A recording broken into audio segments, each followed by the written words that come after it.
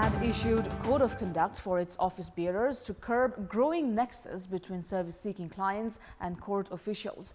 However, since the very next day, the court officials, backed by trade unions, are protesting the latest rules and regulations to highlight the high-handedness enjoyed by these trade unions.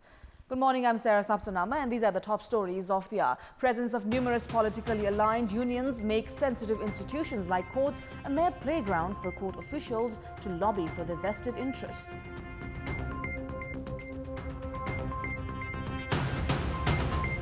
President Vidya Devi Bhandari scheduled to attend the second Belt and Road Initiative Summit today. President Bhandari to address the second session of the inaugural summit.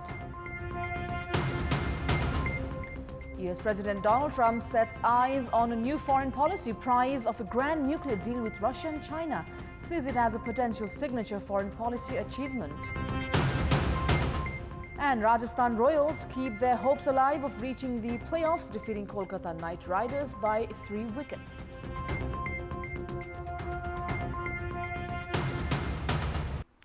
We'll start with the latest national political updates.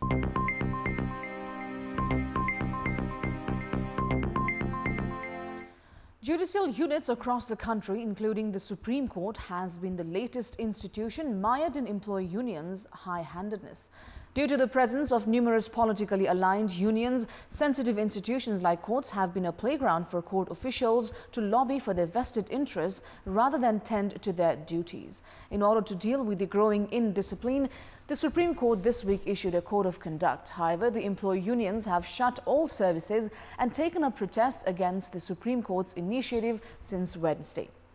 Among many of the ill practices that the judiciary is suffering from, the trend of staging protests with demands to fulfill vested interests of the politically backed unions has been increasing as of recent.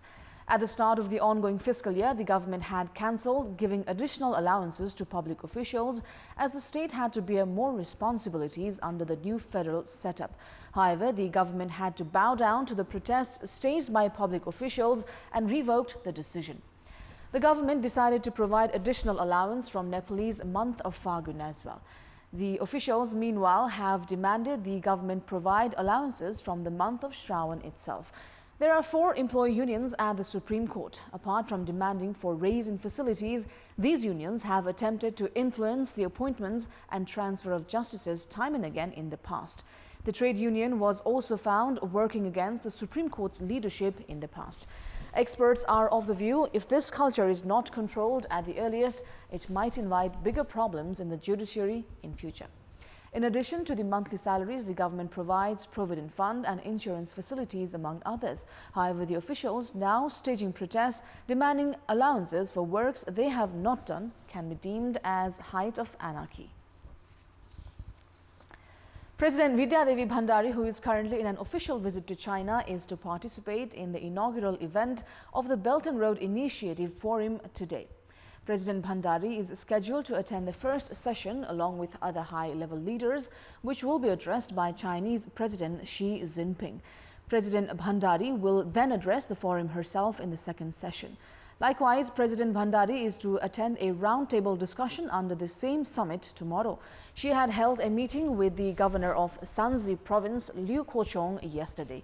President Bhandari and her team had also visited the World Heritage Site Terracotta Warriors yesterday. As per the schedule provided by the Nepalese embassy to China, President Bhandari is scheduled to meet her Chinese counterpart on Monday next week before returning home on 2nd of May. Now, it has been 3 years since the government started the practice of releasing the annual budget a month and a half earlier to expedite the use of development budget. However, the concerned authorities have neither been able to make use of the budget as planned, nor the haphazard use of budget during the 11th hour for namesake use stopped. With less than 3 months remaining for the new fiscal year to begin, the government has not been able to use more than 1.13 trillion rupees out of the total development budget of 3.14 trillion rupees as of yet. Based on an estimate, the government bodies will need to spend 7 billion rupees on a daily basis for the next 1.5 months to make use of the budget allocated for development projects. The amount spent so far is around 36% of the total development budget, which signifies the sluggishness of government authorities in undertaking development works. In the previous fiscal year, the government could only spend 2.70 trillion rupees out of 3.35 trillion rupees allocated for development works. Based on the schedule of the Finance Ministry, all government units should close their accounts 5 days ahead of the new fiscal year. However, the 53rd report of the Auditor General has revealed the government spent 1.17 trillion rupees in the last week of the previous fiscal year to raise the budget to 81%. The government's intention behind announcing budget a month and a half ahead of the new fiscal year was to increase capital expenditure to expedite development works. However, even with the new constitutional provision, the government was only able to spend 66% of the total development budget since introducing the new practice. The trend of haphazard spending in the last month of the fiscal year has continued unabated. This has continued to raise question on the ability of the government authorities to make use of the budget and has called for the need to check on the intention of the officials as well. Now, the Supreme Court has issued an interim order to Lars Taxpayers Office to hold the collection of NCL's capital gains tax. Justice Bam Kumar Shrestha's single bench ordered to hold the collection, citing the court had not held discussions with both the parties. Shrestha's bench has called representatives from both the sides for discussion on 6th of May.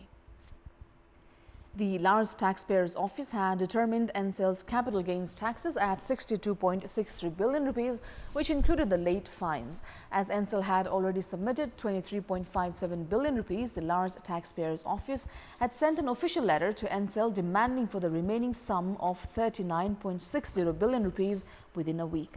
NCL had filed a writ on Monday this week against the directive of the Lars Taxpayers Office.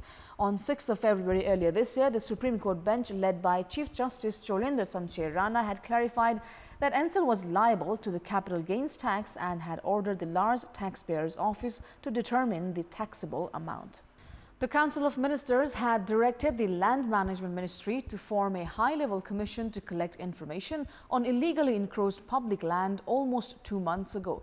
However, the ministry has not paid any heed towards the formation of the commission, giving the encroachers leeway. The meeting of the Council of Ministers on 12th of March earlier this year had directed the Land Management Ministry to form a high-level commission that would collect information and make recommendations to retrieve encroached public land and those belonging to state-owned Guti Corporation across the country at the earliest.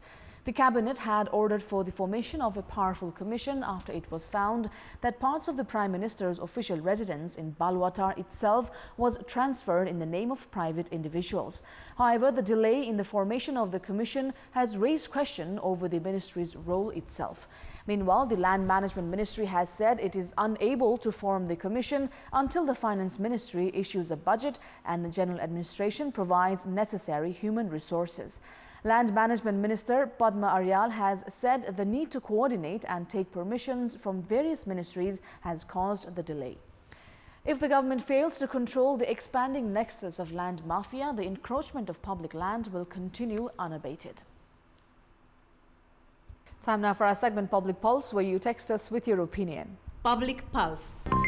And your question is, what's your take on court officials demanding extra allowance for works they have not executed? Your options are A, ill practice, B, due to political protection, and C, result of low income.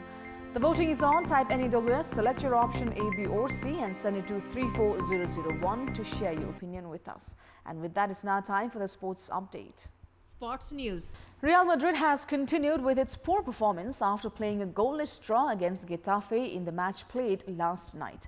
Meanwhile, home team Getafe was able to take points from Real for the first time since 2012.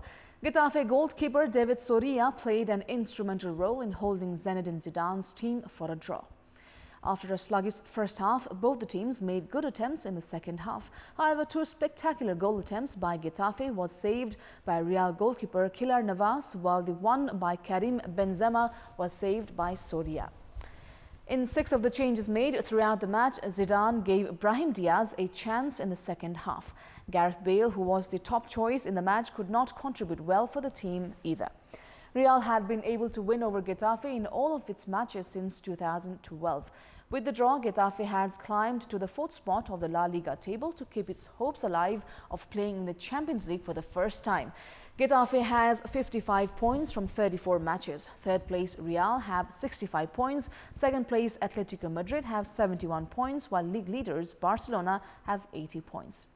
In other matches under La Liga last night, Sevilla clinched a clinical 5-0 win over Rayo Vallecano to climb onto the 5th spot in the league table. Villarreal also defeated Real Sociedad 1-0 last night. Now on to tennis. Rafael Nadal, Kei Nishikori and Dominic Thiem have reached the quarterfinals of the Barcelona Open tennis tournament. Spanish star Nadal defeated fellow countryman David Ferrer in straight sets 6-3, 6-3 to advance to the quarterfinals. World number 2 Nadal will now face Jan-Lennard Struff in the quarters. In another pre-quarterfinal match played yesterday, two-time Barcelona Open champion Kei Nishikori of Japan easily brushed aside Felix Auger-Aliassime in straight sets 6-1, 6-3. Nishikori will now play against Roberto Baena in the quarterfinals. Likewise, Dominic Thiem of Austria also advanced to the quarterfinals, taking care of Yao Munar of Spain in straight sets 7-5, 6-1. And those are our latest headlines. Thank you for watching. Bye for now.